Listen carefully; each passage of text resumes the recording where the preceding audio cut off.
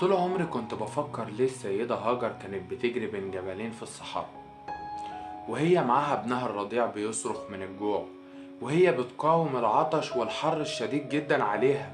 ايه السلام النفسي الفظيع اللي يخليها تقبل ان جوزها يسيبها بابنها الرضيع في صحراء وهي مطمئنة ومسلمة امرها لله، يقين ان ربنا هيكرمها، يقين ان ربنا هيسمعها وهي بتناجيه، يقين ان رزقها ورزق طفلها جاي لها.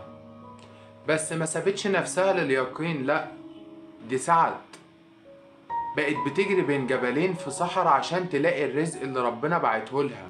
بقت بتجري مرة واتنين وتلاتة وما وقفتش سعي إلا لما رزقها جالها.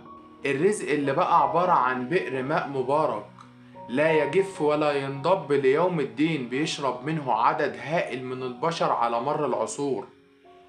اسعوا واطلبوا وادعوا ربكم بيقين وانتوا بتسعوا، وما تستعجلوش الرزق. اللهم صل وسلم وبارك على سيدنا محمد. يمكن في رزق متشلك انت ما تعرفش قيمته ولا مدى كبره ولا معجزته، متشلك وانت ما تعرفش عنه حاجة. الرزق بتاعك انت جايلك باسمك، مش هيروح لحد تاني، هو بتاعك. بس انت اصبر واسعى وادعي وتيقن من الإجابة. اسعوا وما توقفوش سعي ودعاء. ربنا يرزقنا جميعا الرزق الوفير والإجابة. وما تنسوش تصلوا على النبي.